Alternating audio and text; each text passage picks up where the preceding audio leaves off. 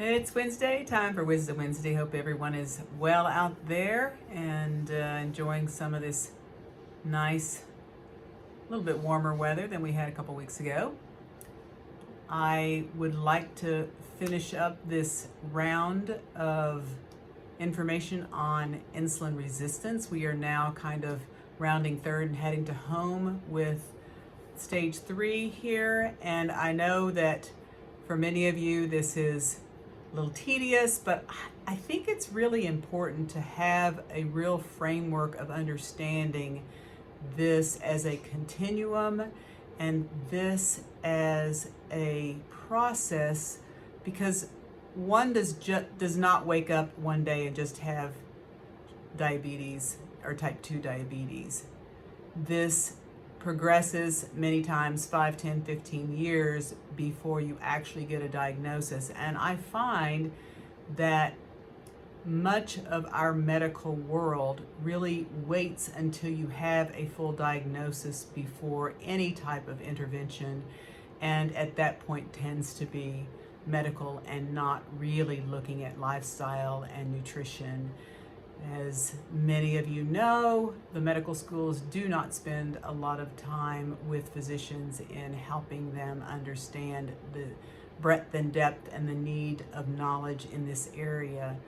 So that's why I'm taking these 4 weeks, well, at the end of the day it will be 4 weeks, to walk you through this so that even if you have great metabolism, we know that well over 80, possibly close to 90% of people in this country have some degree of metabolic dysfunction.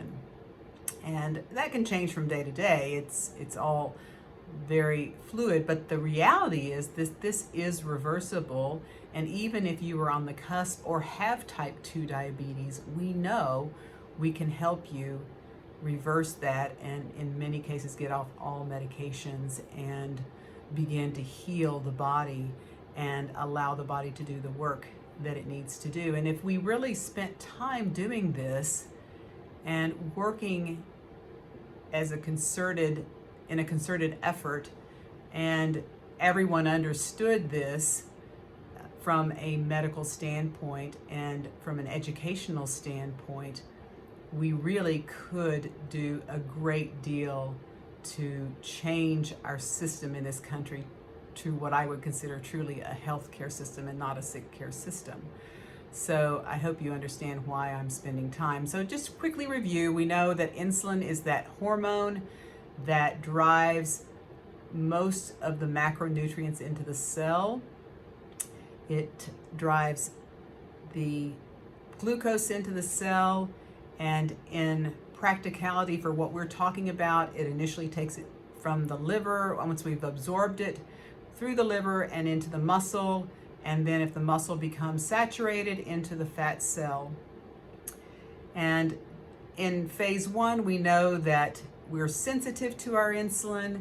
We know that ultimately we're bringing in too much fuel in the form of carbohydrates and sugars, and that fuel then gets taken around the body and first into the muscles, which begin to get saturated, and then we begin to fill up fat cells, but not real much change in terms of what we see on labs.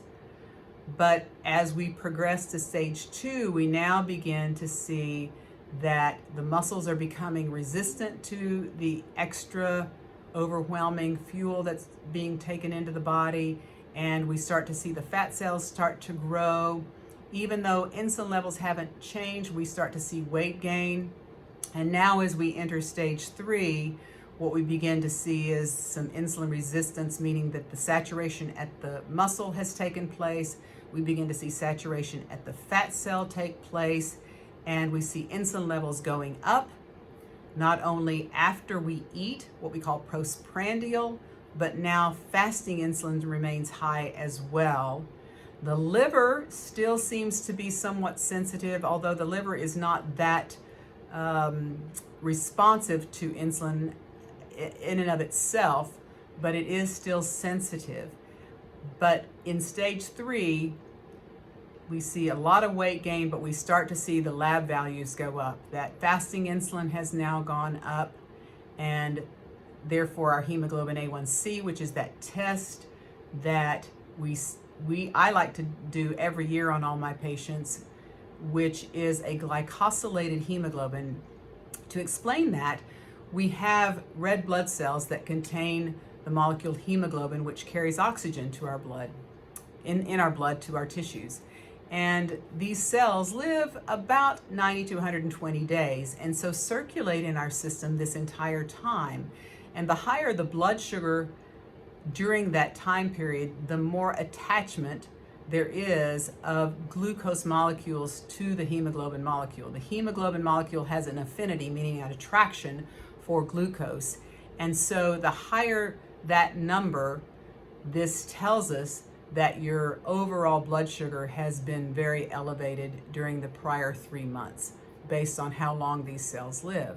So it gives us a little bit of insight into metabolic health or metabolic dysfunction. And we know that there are optimal levels for hemoglobin A1C. In our world, we want to see that hemoglobin A1C 5.2 or less. And the reference range for that is from 4.4 to 5.6. Anything above 5.6, so 5.7 to 6.4 is considered pre-diabetic, and anything above 6.4 is considered type 2 diabetes. So that's a hallmark in addition to the fact that blood sugar goes up. Another hallmark would be a fasting sugar over 120. We want that fasting sugar optimal to be less than 85 or 80, depending on who you read. But even between 85 and 100, you're still in the normal range, but definitely starting to see some elevation of blood sugar.